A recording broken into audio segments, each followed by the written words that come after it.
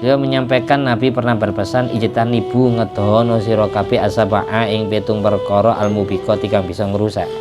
Nomor 1 asyirku bila nyekutuaken kelawan Allah, wasyihru nomor 2 nyantet, nomor 3 waqatlun nafsi mateni jiwa allati ya nafas harama kang ngaramaken Allah sapa Allah ing allati illa bil haqq kecuali kelawan karang bener, cara kang bener. Wa aklur riba nomor 4 mangan barang riba. Nomor 5 wa aklu malil yatim mangan artone anak yatim. Nomor 6 wa tawalli lan mingu saking barisane perang yaumaz zahwi ing dalam dina perang rukete perang.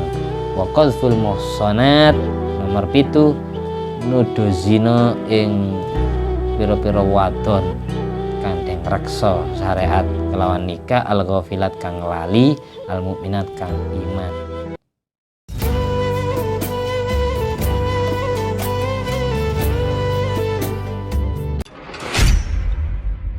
Assalamualaikum warahmatullahi wabarakatuh. Bismillahirrahmanirrahim. Alhamdulillahirabbil alamin alladzi bi ni'mati tatimmus sholihat wa bi dzikri sulahai tatanazzalu rahmat wal barakat wassalatu wassalamu ala sayyidis sadat sayyidina maulana Muhammadin qutbil qadat wa ala alihi wa ashabi al-anjumi zahirat amma ba'du. Allahumma sholli ala ruhi sayyidina Muhammadin fil arwah wa ala jasadi fil ajsad wa ala qabri fil kubur wa ala alihi washabihi wasallim. Rabbi shrah li sadri wa yassir li amri wa halul 'uqdatam min lisani yafqahu qawli. Rabbi zidni ilma warzuqni fahma. Allahumma iftah alaina futuhal arifin waj'alna khalisatan liwajhikal karim. Allahumma iftah alaina futuhal arifin waj'alna khalisatan liwajhikal karim. Allahumma iftah alaina futuhal arifin waj'alna khalisatan liwajhikal karim. Allahumma rzuqna fahman nabiyyin wa ilhamal malaikatil muqarrabin. Allahumma nawwir qulubana binuri hidayatika kama nawartal arda binuri syamsika. Allahumma nawwir qulubana binuri hidayatika kama nawartal arda binuri syamsika. Allahumma nawwir qulubana binuri hidayatika kama nawartal arda binuri syamsika.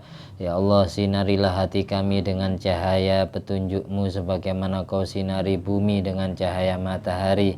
Allahumma inna na'udzubika min ilmin la yanfa' wa qalbin la yakhsha wa amalin la yurfa' wa du'ain la yusma'. Ya Allah, jadikanlah semua ilmu yang kami miliki menjadi ilmu yang bermanfaat. Jadikanlah hati kami hati yang selalu khusyuk. Jadikanlah semua doa kami doa mustajab. Jadikanlah semua amal ibadah kami amal ibadah yang Kau terima. Rabbana anfa'na bima 'allamtana, Rabbi 'allimna alladzi yanfa'una, Rabbi faqihna wa faqih ahlana wa qarabati lana fi dinina.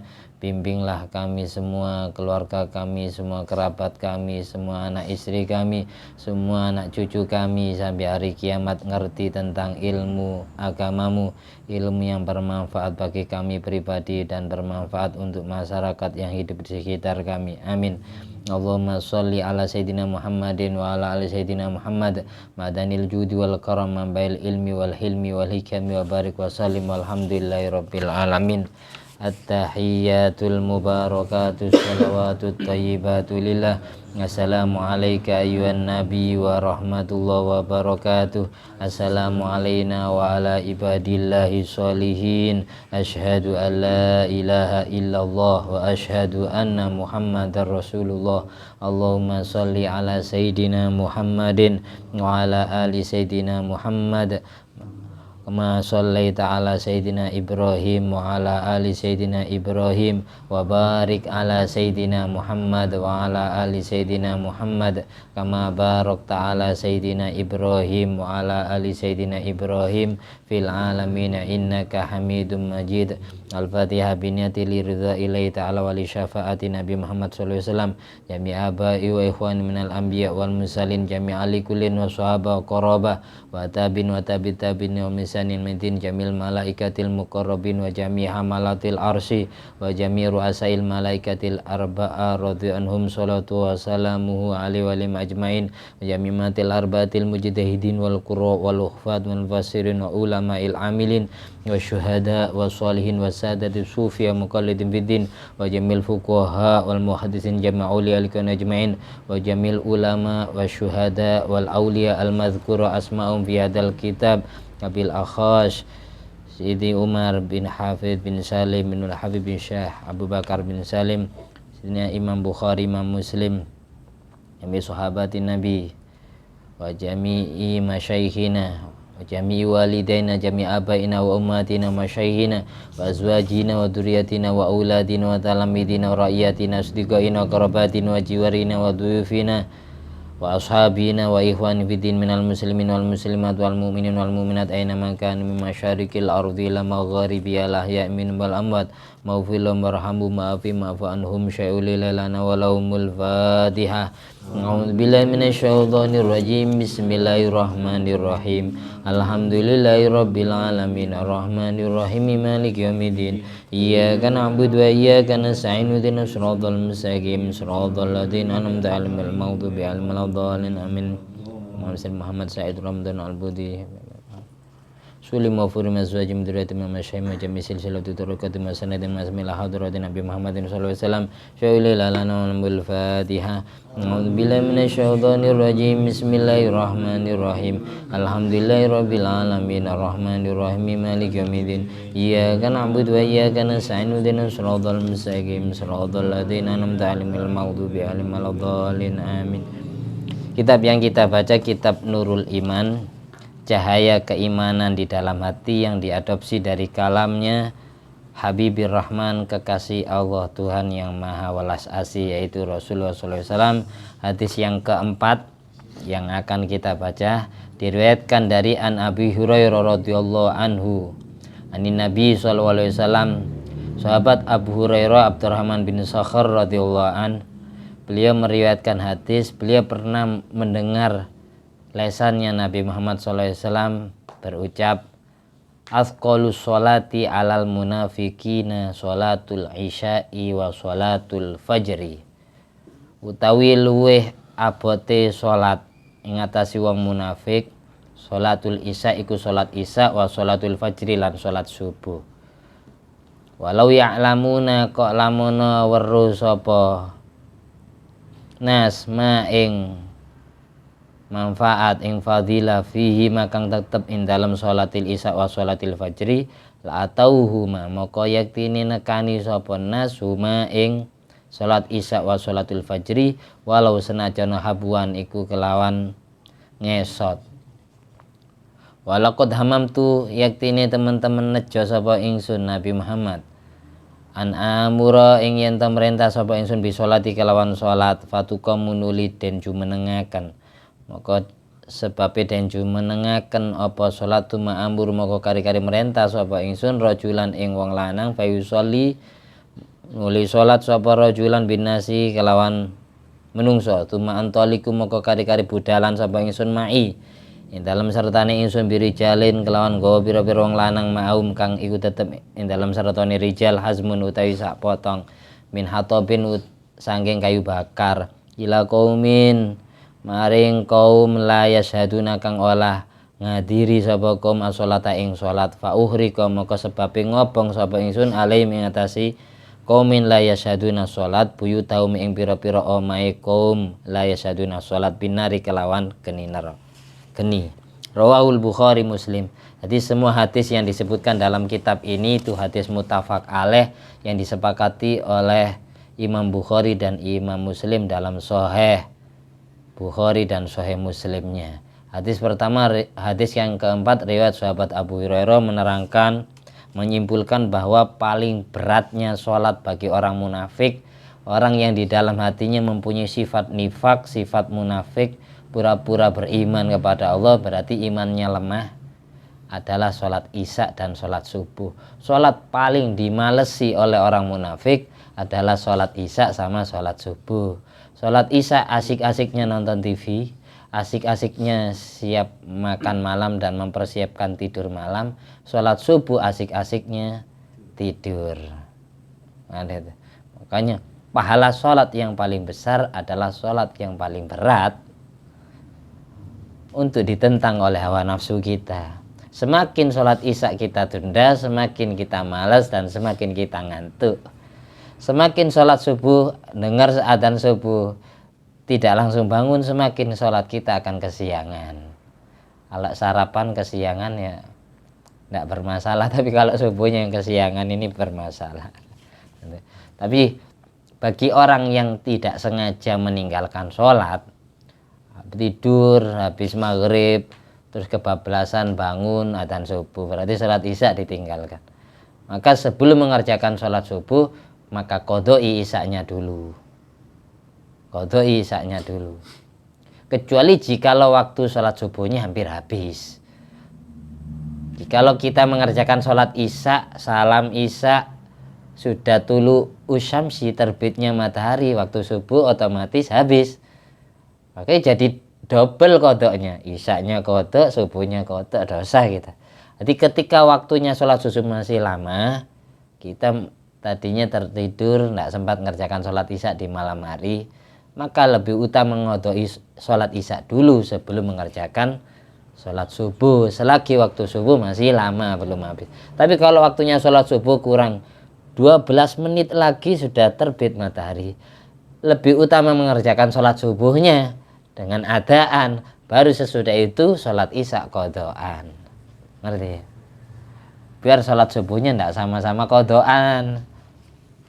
Itu aturan sholat gitu, ngodoi. Ketika kita meninggalkan sholat subuh, anak tertidur misalnya, bangun jam 9. Bangun jam 9, yang jelas ya jam 9 waktunya sholat duha. Jangan mengerjakan sholat sunat dulu sebelum kita membayar hutang kita kepada Allah yang berupa sholat fardu. Kalau subuhnya ditinggalkan karena ada udzur, maka sunat mengqodoi subuh dulu, baru mengerjakan sholat duha. Yang kemudian, karena sholat subuh itu wajib, sholat duha itu sunat. Jadi jangan sholat duha dulu, tapi ngodok sholat subuh dulu.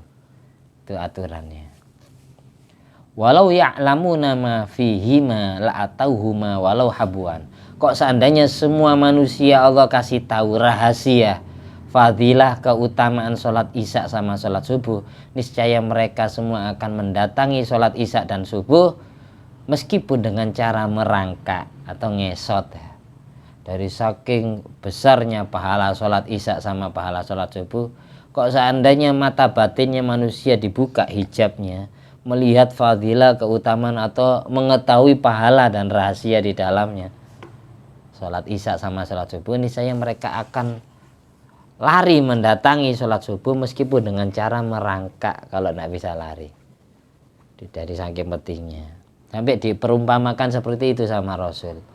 Dari saking malesnya atau besarnya keutamaan isya sama subuh, karena dua sholat ini ya sholat yang paling kita malesi. Kalau maghrib enteng, zuhur asar itu enteng, yang berat itu adalah sholat isya sama subuh. Jadi, tapi satu-satunya sholat yang sunat ditunda sampai akhir malam cuma sholat isya. Yang lain itu wajib dikerjakan di awal waktu. Dengar adzan, kewajiban kita langsung mengerjakan sholat.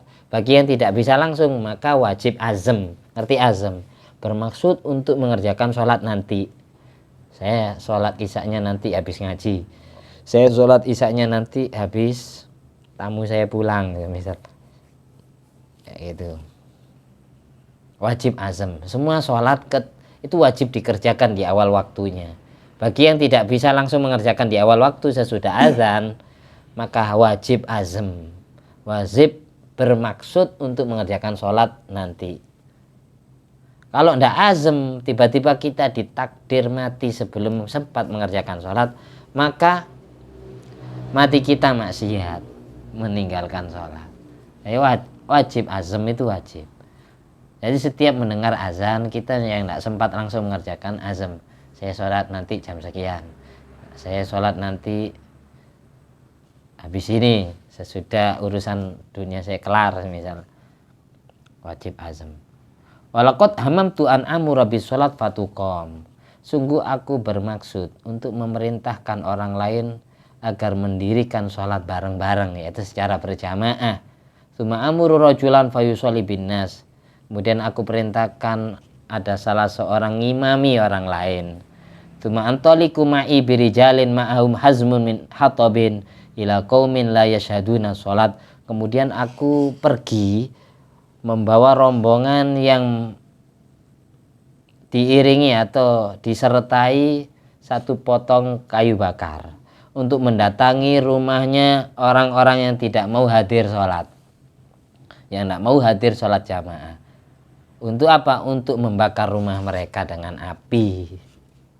Dari sini kemudian disimpulkan oleh para ulama fikih, khususnya mazhab Syafi'i, hukum sholat jamaah bagi kaum pria itu hukumnya wajib, fardu. Hukum sholat jamaah bagi kaum wanita itu hukumnya sunat. Bagi kaum pria hukumnya wajib. Wajibnya wajib apa? Ini ulama khilaf. Ulama silang pendapat, beda pendapat. Ada yang berpendapat fardu ain, kewajiban secara individu, masing-masing dari orang laki wajib sholat jamaah. Ada yang berpendapat fardu kifayah, kewajiban yang dicukupkan tanggungannya oleh orang sebagian. Ketika musola, satu musola atau satu masjid sudah sholat jamaah, maka yang lain kewajiban sholat jamaahnya gugur, tidak dosa berarti.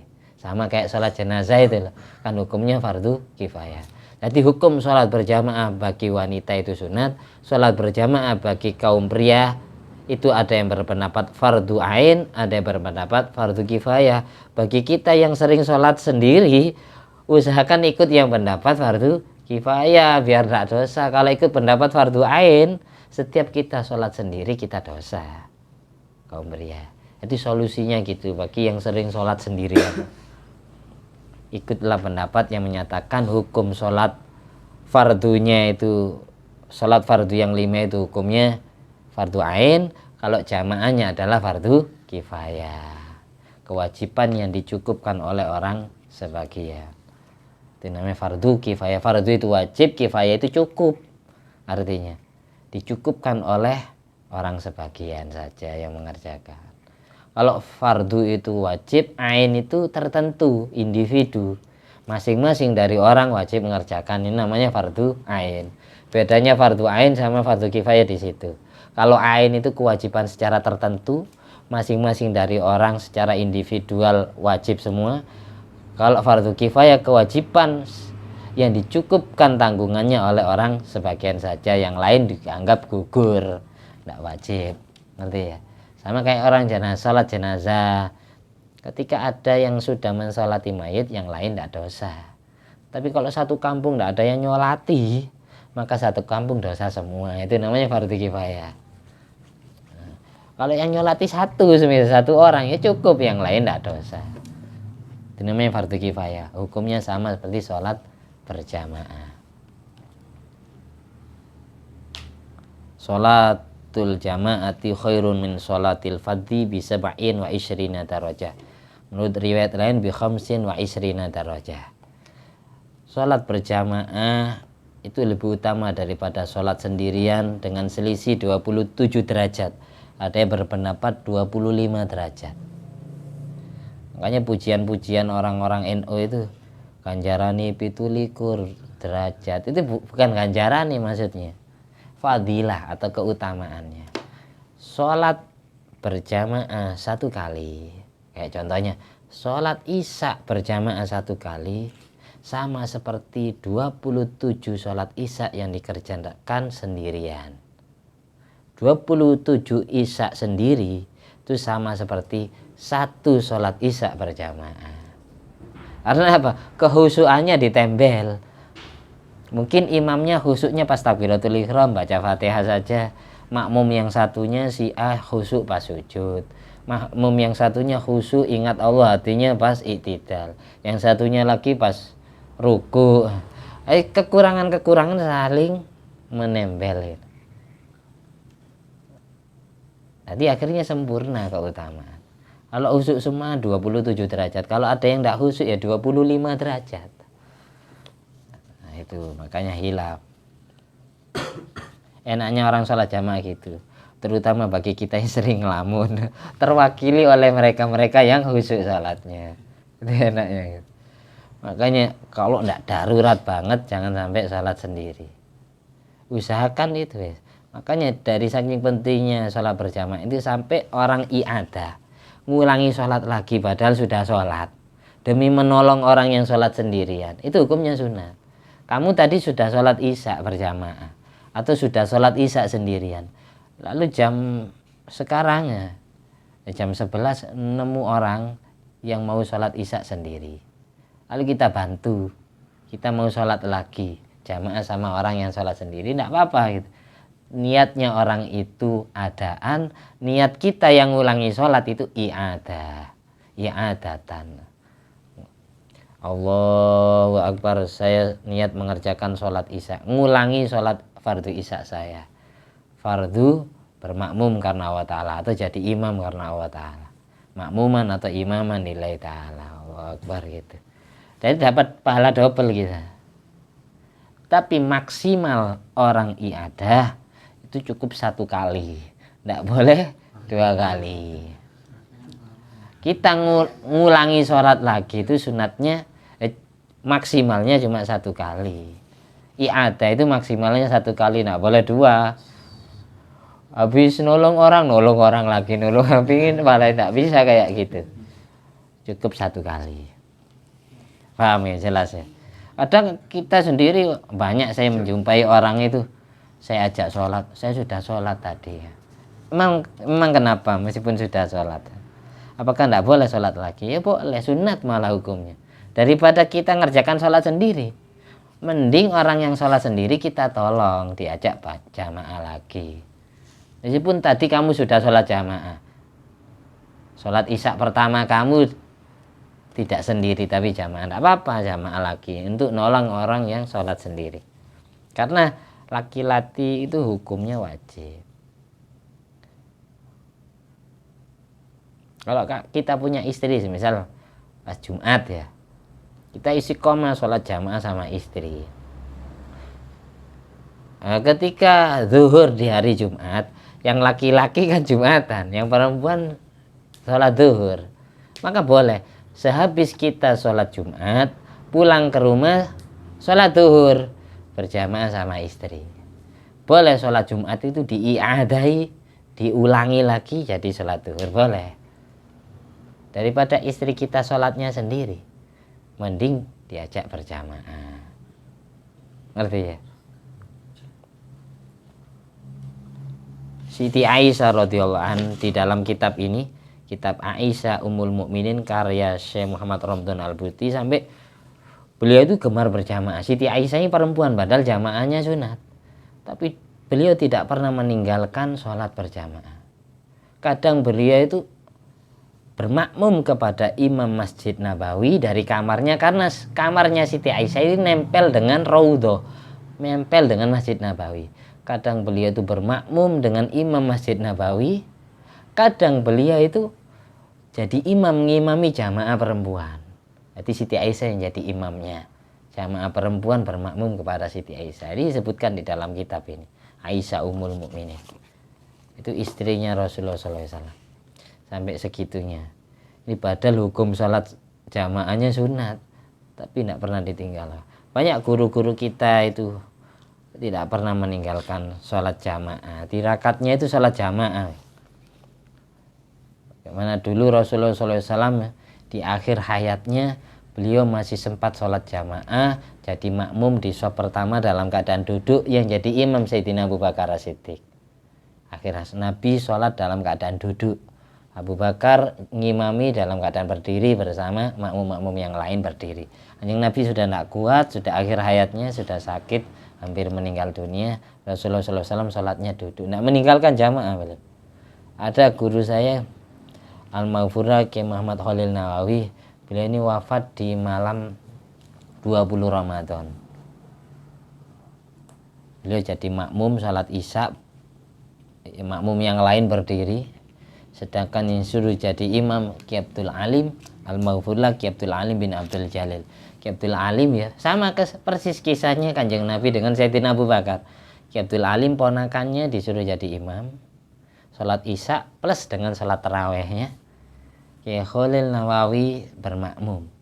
Tapi habis sholat isya dalam keadaan duduk, beliau sesudah salam sudah tidak kuat. Sudah tidak kuat sampai beliau wafat. Jadi tidak sempat mengerjakan sholat taraweh, sudah meninggal dunia. Ada lagi orang tuanya Kiai Muhammad Khalil Nawawi ini.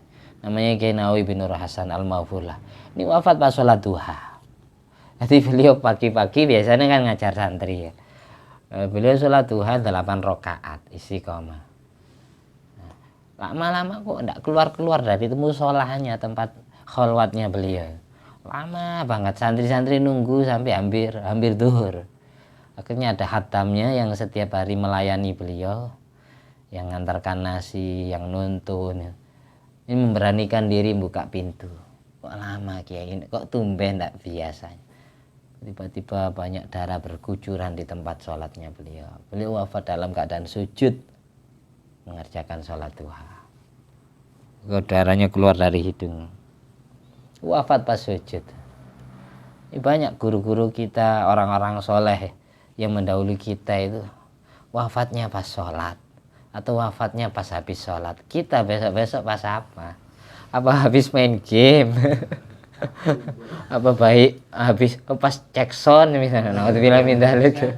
Apa pas mancing ya, sesuai hobinya ini. Hobinya baca Al-Quran ya wafatnya pas baca Quran. Kayak Sayyidina Utsman bin Affan wafatnya pas baca Quran. Sayyidina Umar bin Khattab, Sayyidina Ali bin Abi Thalib radhiyallahu anhuma wa karrama wajha. Beliau wafat pas sholat subuh. Ditusuk.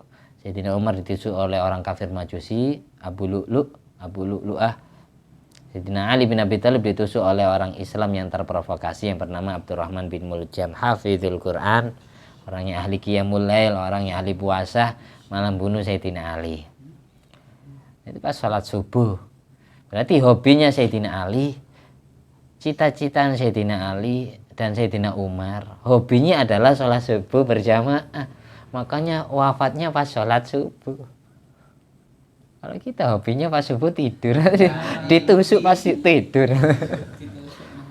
Naudzubillah min dzalik. Mudah-mudahan kita semua besok-besok kalau Allah sudah mentakdir kita dijemput oleh malaikat Israel ya, kita ditakdir husnul khatimah. Iya, intinya hidup kita itu ya di akhir hayatnya. Meskipun di awal-awalnya kehidupan kita buruk, tapi di akhir hayatnya Allah mentakdir kita baik, Allah islah, Allah bersihkan kita dari kotoran dosa, kan tidak temu. Tiba-tiba langsung tobat 100%. Nah, ketemu. Makanya jangan putus asa. Meskipun kita terjerumus maksiat, segera tobat lagi. Terjerumus lagi, tobat lagi. Terjerumus lagi. Terus jangan sampai putus asa. Barangkali nanti di akhir hayat kita tobat paling terakhir itu yang Allah terima. Ada lagi yang ngimami sholat tadi Al-Maghfurlah Ki Abdul Alim bin Abdul Jalil. Ini wafatnya beliau, ini disaksikan oleh guru saya Ustadz Baihaqi Juri. Pas di rumah sakit, habis dituntun sholat, setelah mengerjakan sholat di rumah sakit itu, beliau langsung mengucapkan ayat kursi. Allahu la ilaha illa wal hayyul qayyum la ta'khudhu sinatu wa la naum lahu ma fis samawati wa ma fil ardh man dzal ladzi yashfa'u indahu illa bi idznihi ya'lamu ma baina aydihim wa ma khalfahum wa la yuhituna bi syai'in min ilmihi illa bima syaa' wasi'a kursiyuhu samawati wal ardha wa la ya'uduhu hifdzuhuma wa huwal aliyyul azim. Pas wafat yang imami sholat Kiai Khalil tadi, Abdul Alim wafatnya pas wiritan sesudah sholat, pas baca ayat kursi langsung dicabut oleh malaikat Israel. Wa huwal aliyyul azim, sudah tidak ada nafasnya. Berarti hobinya baca ayat kursi.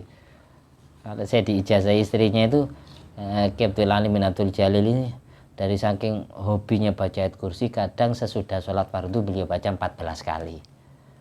Kadang kalau tidak sempat 14 kali sesudah sholat fardu, ayat kursinya dibaca 170 kali. Kadang sampai 313 kali baca ayat kursi saja, wiritannya setiap hari, setiap malam. Senengannya ayat kursi beliau. Karena dari sekian ayat Quran yang ada di dalam Al-Quran 30 juz, pahala yang paling besar kalau dibaca adalah ayat kursi. Yang kelasnya ayat, bukan yang kelasnya surat. Yang kelasnya ayat, dari sekian ayat yang ada di dalam Al-Quran 30 juz, yang paling utama dibaca, yang paling besar pahalanya adalah membaca ayat kursi. Nah ini Abdul Alim bin Abdul Jalil, saya nututi beliau. Mahfuzullah Abdul Alim. Ini beliau wiritannya ayat kursi, hobinya ayat kursi. Jalan baca ayat kursi, naik mobil, naik sepeda motor sambil digonceng, wiritannya ayat kursi. Kalau malam itu baca sholawat sampai 10.000. Habis baca sholawat selalu ditutup ayat kursi. Wiritannya tiap malam istighfar, sholawat, la ilaha illallah, ayat kursi. Itu wiritannya. Selain baca Al-Quran, selain ngajar ilmunya. Kita tidak bisa niru 100%-nya, paling tidak niru 5%-nya, 10%-nya gitu. Makanya habis sholat itu jangan lupa baca ayat kursi meskipun 1 kali. Syukur-syukur kalau sampai 14 kali. Atau di atas sepeda motor sambil naik motor itu, ayat kursi itu jumlah kalimatnya itu 51. Jadi ayat kursi yang bagus 51. Kalau jumlah hurufnya itu 170. Kalau yang cocok dengan jumlahnya tentara perang Badar, tentara Raja Tolut, dan jumlahnya para rasul, ya baca ayat kursinya 313. Itu yang bagus itu, apalagi pas dibaca di bulan Muharram. Ya, makanya dulu pernah saya terangkan kan keterangannya. Orang yang membaca ayat kursi di bulan Muharram 360, maka dibentengi malaikat Allah untuk ditangkis dari perbuatan jahatnya setan dan orang-orang yang dolim selama 1 tahun. Dari Muharram, 1 Muharram yang kita baca sampai 1 Muharram berikutnya, itu dibentengi selama 1 tahun. Ayat kursi amalan bulan Muharram. Besok kalau sudah Muharram kita singgung lagi, kita bahas lagi biar nak lupa. Karena sekarang masih Dzul Qa'dah, sesudah ini Dzul Hijjah, habis ini baru 1 surah atau 1 Muharram. Ini amalannya ayat kursi. Kita lanjut. Wa Abi Hurairah radhiyallahu taala anhu anin Nabi sallallahu alaihi wasallam ijtanibus sab'al mubiqat asyirku billah wasyihru wa qatlun nafsi allati haramallahu illa bil haqq wa aklur riba wa aklu malil yatim wa tawalli yaumaz zahfi wa qadhful muhsanatil ghafilatil mu'minat muttafaq alaih rawahul Bukhari Muslim. Hadis kedua juga diriwayatkan oleh sahabat Abu Hurairah Abdurrahman bin Sakhar, salah seorang sahabat pecinta kucing sehingga dijuluki Abu Hurairah, bapaknya kucing, karena setiap hari ngasih makan kucing. Sebagaimana di kitab Al-Manhalul Latif, Syed Muhammad bin Alwi bin Abbas Al-Maliki menceritakan kisahnya sahabat Abdurrahman bin Sakhar atau Abi Hurairah. Beliau meriwayatkan hadis dari Nabi. Ini sahabat terbanyak perawi hadis adalah Abu Hurairah. Sampai istrinya Kanjeng Nabi kalah. Beliau menyampaikan Nabi pernah berpesan ijtanibu ngedono sira kabeh asaba'a ing 7 perkara al-mubiqati kang bisa ngrusak.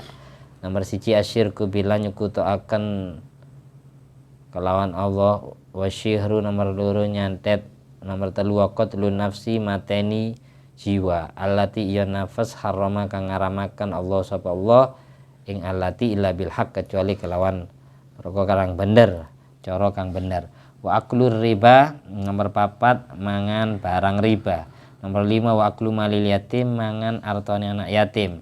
Nomor 6 wa tawalli lan mingu saking barisane perang yaumaz zahwi ing dalem dina perang rukete perang.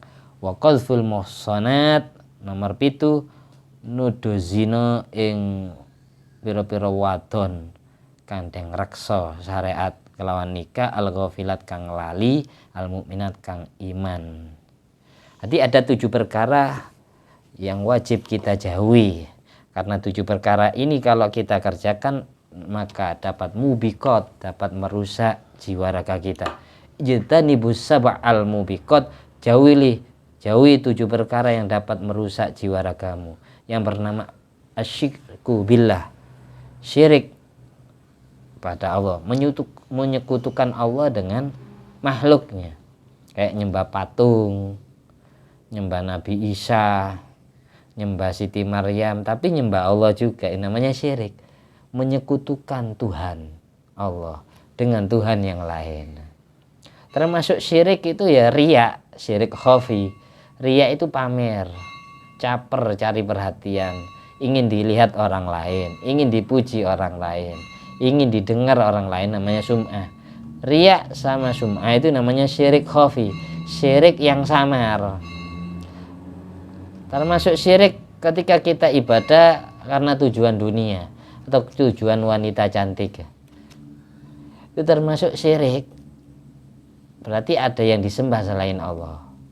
Contohnya ya, ketika kita ibadah niatannya ingin dapat pujian dari mertua atau dapat pujian atau dilihat oleh kekasih, meskipun yang dikerjakan itu sholat, ada Tuhan yang disembah selain Allah, yaitu orang yang diharapkan pujiannya, ini namanya riya, itu syirik khafi. Atau kita baca surat waqiah atau kita menjalankan sholat duha, tujuannya biar lancar rizki, berarti ada yang disembah selain Allah, yaitu rizki, nyembah rizki. Termasuk riya khafi, itu riya yang sama. Jadi kita robah niatan kita ibadah, niatan paling ikhlas adalah mencari ridha Allah, mendapatkan rahmat Allah, mendapatkan syafaat Rasulullah, itu paling ikhlas itu. Memang kanat hijratu ilallah wa rasulih, fa hijratu ilallah wa rasulih. Orang yang niatan ibadahnya karena Allah atau karena Rasulullah itu adalah niatan ibadah yang paling ikhlas. Memang kanat hijratu lidunya yusibuha wa imra'atin yankihuha, fa hijratuhu ila ma hajara ilaih. Orang yang niatan ibadahnya untuk tujuan dunia yang akan dia raih, atau karena ingin mendapatkan wanita yang akan dia nikahi, itu berarti niatannya tidak ikhlas, tidak murni.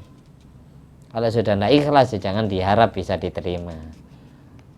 Berarti karena nyembah dunia, karena nyembah wanita. Saya ngaji ke sini karena setiap saya berangkat keluar dari rumah, di depan rumah ada anak tetangga yang cantik ya. Pasti dia cerita ke bapaknya, iku mas Anam itu cakang ngaji, itu pantas sama menjadikan menantu.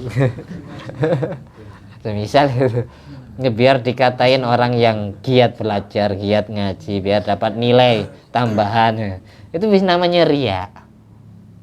Ada yang disembah, cari ilmu kan ibadah ya, karena kewajiban. Thalabul ilmi faridatun ala kulli muslim wa muslimatin, kewajiban. Berarti ada yang disembah selain Allah, yaitu makhluk yang diharapkan pujiannya. Itu yang pertama, jauhi syirik. Jauhi syirik. Tidak sama kayak orang-orang Wahabi ya. Kita ziarah ke makam Kanjeng Nabi itu, atau ziarah ke tempat-tempat bersejarah, makamnya Siti Aisyah, makamnya Siti Fatimah di Al-Baqi, makamnya Sayyidina Utsman bin Affan. Nah, kalau cara saya memang ya megang HP. Nah, karena jalan satu-satunya kita bisa mengangkat tangan ketika berdoa ya megang HP. Megang HP. Ketika kita ziarah ke makam Nabi ya. Padahal kita tetap doa kepada Allah, bukan minta kepada Rasulullah. Itu mereka orang Wahabi itu ya ekstrim, menganggap kita nyembah Kanjeng Nabi. Padahal kita berdoa kepada Allah, ya Allah, aku berdoa kepadamu dengan berwasilah atas Nabi Muhammad SAW, ampuni dosaku, dosa kedua orang tuaku, dosa semua kerabat dan sahabatku. Karena Allah sudah berjanji di Al-Quran, walau annahum idzalamu anfusahum ja'uka fastaghfirullah astaghfaralahumur rasulu lawajatullaha tawwabar rahimah. Kalau ada umatmu yang sudah berbuat zalim Muhammad, sudah jadi ahli maksiat, kemudian dia sowan kepadamu ketika kamu masih hidup atau sesudah kamu meninggal dunia, ketika berada di hadapanmu, lalu dia beristighfar kepada Allah, minta ampunan atas semua dosanya, lalu istighfarnya kamu bantu Muhammad, maka dia akan menemukan Allah dalam keadaan menerima tobat, mengampuni semua dosanya, menyayanginya. Kan Al-Quran janjinya Allah itu. Ketika kita berdoa kepada Allah, mereka itu menganggapnya doa kepada Rasulullah, nyembah kuburan. Dan kalau kita hanya ngangkat tangan tanpa bawa HP, kita akan didorong, disirik-sirikan. Solusinya kalau ziarah ke makam Kanjeng Nabi, kalau enggak doa di saat kita sujud di raudhah, kita doanya ya sambil megang HP, ya sambil selfie, sambil moto makam, sambil video makam. Kalau gini ya enggak diusir. Tapi kalau kelihatan gininya enggak ada HP-nya ya didorong-dorong. Syirik, haji, torik. Suruh jalan. Kum, suruh berdiri. Ini bukan kita enggak sopan di hadapan Kanjeng Nabi HP-an, bukan. Karena ya biar kita ya enggak didorong-dorong itu. Doanya gini, pura-pura megang HP, pura-pura video. Aslinya ya doanya pakai hati, jangan pakai mulut. Inilah makam Rasulullah. Ini doanya pakai bahasa Indonesia, mereka ya paham sekarang. Orang Arab itu banyak paham bahasa Indonesia.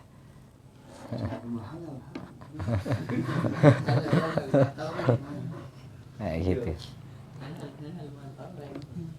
Kadang banyak orang yang salah paham ya. Ini tidak sopan di makam Kanjeng Nabi kok HP aneh. Memang gitu solusinya. Saya ziarah ke makam Sayyidina Utsman bin Affan aja di Al-Baqi ya. Kayak gitu ya. Sayyidina Utsman bin Affan itu wafat dikeroyok orang banyak ya. Pas baca Al-Quran. Karena hobinya Al-Quran ya. Wafatnya pas baca Al-Quran.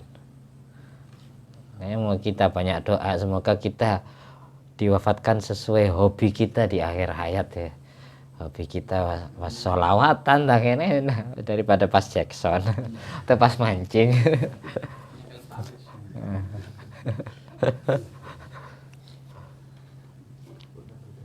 Nauzubillah min dzalik. Kalau kita.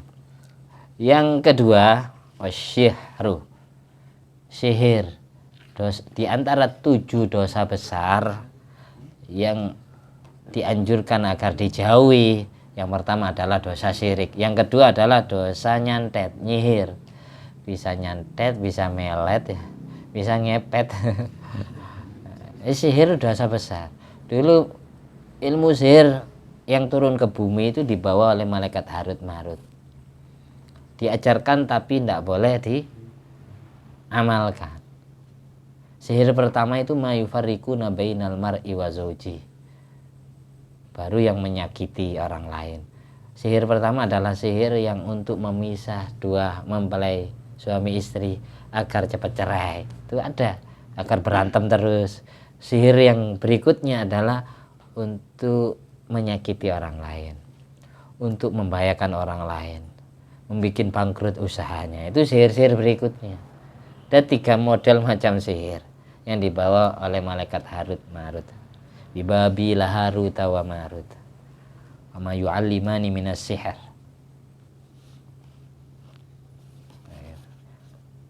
Fa yata'allamuna ma yufarriquna bi bainal mar'i wa zawji. Al-ayah.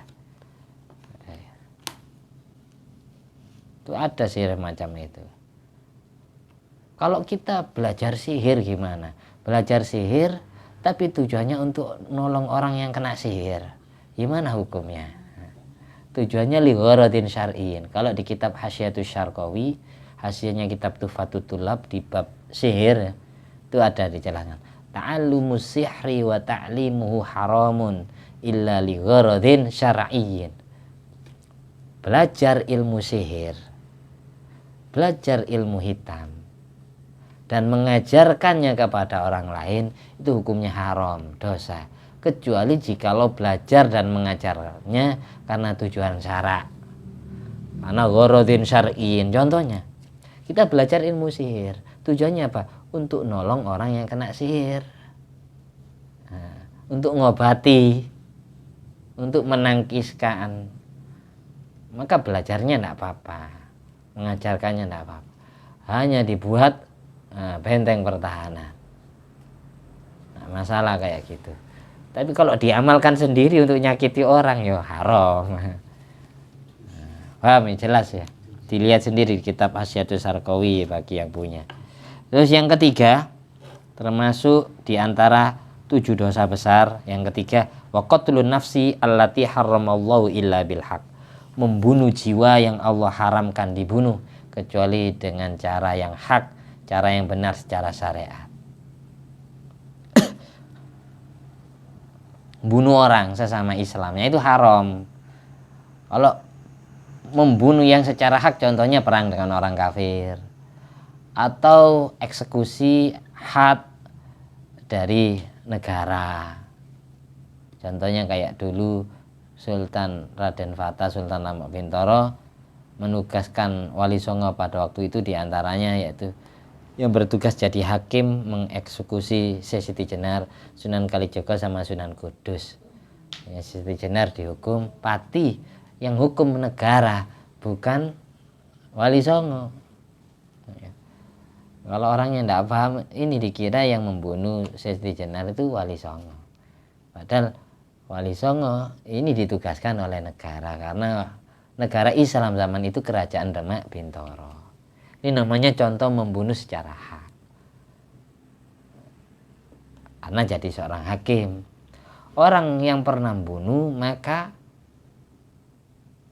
hukumnya adalah kisos, dibunuh juga. Orang yang pernah melukai telinga maka hukumannya dilukai juga telinganya, gitu. Al muslim alal muslim haramun damuhu wa irduhu wa maluhu wa irduhu. Orang Islam kepada orang Islam yang lain itu haram darahnya dibunuh, haram hartanya dicuri, digosap, dirampok, haram jiwa raganya dipermalukan, diinjak-injak. Al muslim alal muslim haramun damuhu wa maluhu wa irduhu. Harga dirinya tidak boleh. Tidak boleh kita asal membunuh orang sesama Islamnya, tidak boleh. Kecuali ada hukuman dari syarak dari negara. Kita menjadi pengeksekutornya, penghadnya, pelanjeratnya. Jadi aparat yang bertugas, yang diberi wewenang oleh negara untuk melakukan itu, ya tidak masalah.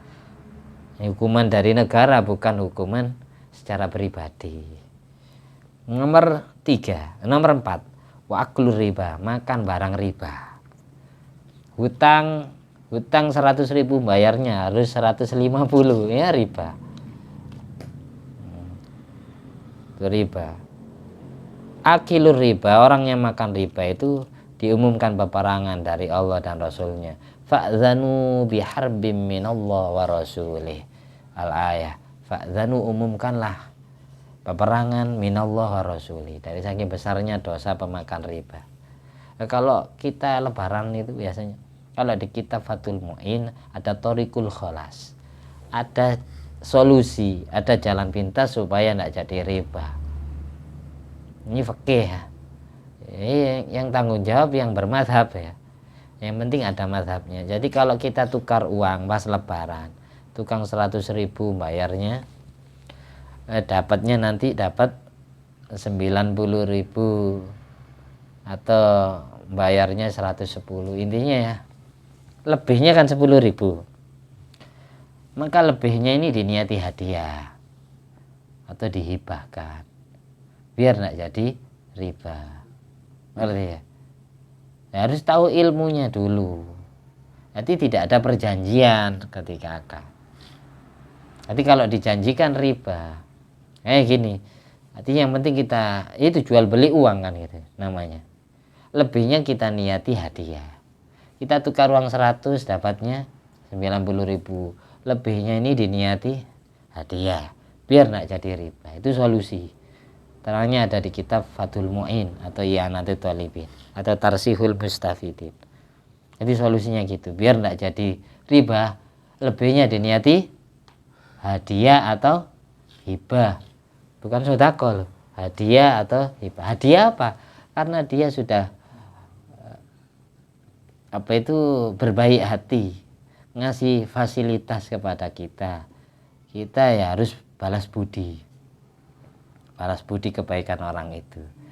Dikasih upah 10.000 kan, anggap gitulah, itu hadiah 10.000 untuk kamu. Saya tukar uang 100.000 tapi yang 10.000-nya saya hadiahkan ke kamu, dikasih 90.000.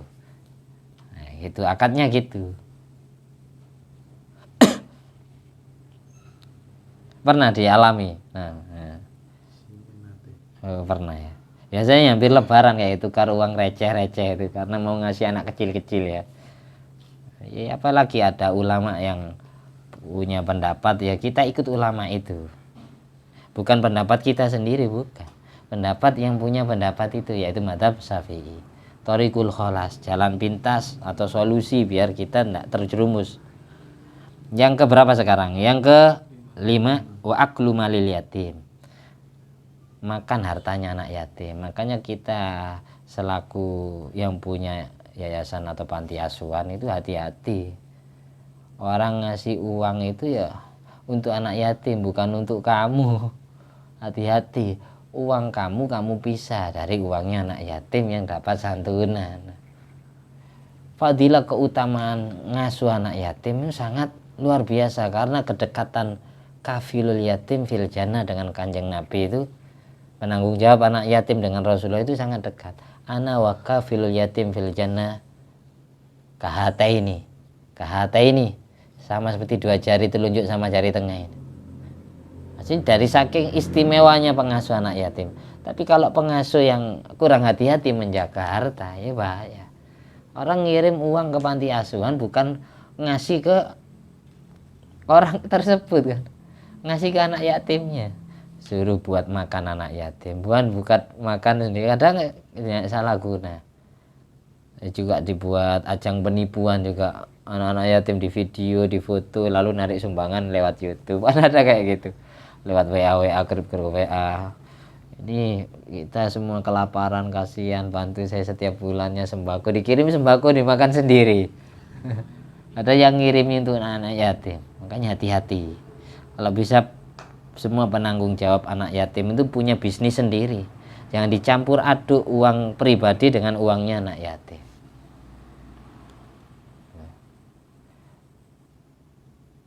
Yatim adalah anak yang ditinggal mati bapaknya.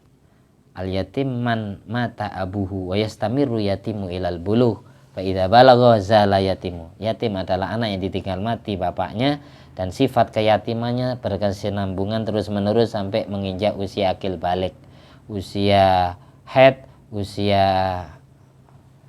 junub, usia 15 tahun. Kalau memang baliknya bisini, ada balik bil haid, ada balik bil ihtilam, ada balik bisini sebab usia. Nggak pernah haid, nggak pernah junub, tapi usianya 15 tahun, berarti sudah balik. Ketika sudah balik, maka sifat yatimnya hilang, menjadi jatim Jawa Timur. Jadinya nanti apa statusnya kalau ada santunan? Kaum duafa, bukan yatim lagi. Makanya yang bikin santunan itu yang umum, santunan untuk anak yatim dan kaum duafa gitu. Biar janda-janda masuk, biar anak yang ditinggal mati ibunya masuk. Nah, istilahnya beda. Santunan untuk anak yatim, yang ditinggal mati ibunya ikut daftar santunan. Kan bukan yatim, yang menerima uangnya kan haram. Kasihan karena mereka tidak paham. Maka bagi kita yang penyantun ini harus paham ilmunya, diilmui semua. Jadi kasih judul, kasih tema santunan untuk anak yatim dan kaum duafa gitu. Masuk rondo-rondo. Masuk anak yang piatu yang ditinggal mati ibunya. Masuk. Fakir miskin masuk. Jadi bukan anak yatim saja. Apalagi ini hampir Muharraman ini kan, musimnya santunan. Terus yang ke-6, wat tawalli yaumaz zahfi, berpaling atau lari dari barisan perang di saat peperangan tentara muslim dengan tentara musuh berkecamuk atau saling berhadapan. Ini ketika kita mundur, kita lari, itu dosa besar. Di antara doa mustajab adalah indal tiqa'is sufuf, ketika bertemunya tentara musuh dengan tentara muslim. Ini doa mustajab. Ada 4 hal yang doa mustajab ketika indal tiqa'is sufuf, bertemunya barisan perang muslim dengan non muslim. Kalau dulu sahabat-sahabat dulu doanya Rabbana afrigh alaina sabra wa tsabbit aqdamana wansurna 'alal qaumil kafirin. Ini doa ketika mau perang. Doanya tentara perang Badar, tentara Raja Tolut. Terus doa yang mustajab itu inda iqamati sholat, ketika didirikan sholat, ketika sujud, ketika ruku, habis sholat, itu mustajab doa. Terus indah ketika apa lagi kemarin yang saya jelaskan. Yang pertama ketika bertemunya barisan perang, yang kedua ketika didirikan sholat, yang ketiga apa, masih ingat apa? Ada 4 ya. Yang keempat itu pokoknya inda ru'yatil Ka'bah, ketika melihat Ka'bah, itu sunat doa. Yang keempat ini apa? Inda ru'yatil Ka'bah, inda nuzulil ghais, ketika turunnya hujan. Setiap hujan turun itu sunat doa, karena doa mustajab. Jadi ada 4 perkara. Indal tiqa'is sufuf, bertemunya barisan perang. Yang kedua itu inda iqamati sholat, ketika didirikannya sholat. Terus yang ketiga itu inda nuzulil ghais, ketika turunnya hujan. Yang keempat inda ru'yatil Ka'bah, ketika melihat Ka'bah. Makanya kalau haji umrah pas tawaf itu setiap lihat Ka'bah doa ya. Itu mandi mustajab doa ketika lihat Ka'bah. Kalau doa yang diajarkan Kanjeng Nabi ketika lihat Ka'bah, Masjid hadzal baita tasyrifan wa ta'timan wa takriman wa mahabatan wa zid man syarrafahu wa karramahu wa 'azzamahu mimman hajja wa wi'tamara tasyrifan wa ta'ziman wa takriman wa birran. Ya Allah, tambahkanlah Ka'bahmu ini kemuliaannya, kehormatannya, kebesarannya, kewibawaannya, sebagaimana Kau tambahkan pula hal itu semua, kehormatan, kebaikan untuk orang yang mentawafinya, dari orang haji maupun orang yang umroh. Itu doa setiap muteri Ka'bah, setiap melihat Ka'bah. Doa apa saja enggak apa-apa, meskipun enggak pakai doa ini, karena doa setiap melihat Ka'bah itu mustajab. Terus yang terakhir, yang ketujuh, terakhir setelah ini kita tutup ya. Wa qadhful muhsanat al-ghafilat al-mu'minat.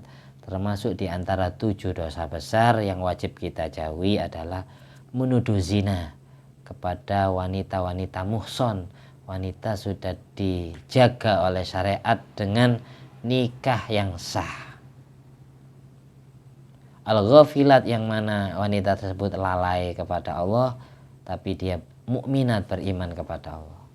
Menuduh istrinya berzina, menuduh wanita yang sudah nikah berzina, itu namanya qadzaf, dosa besar.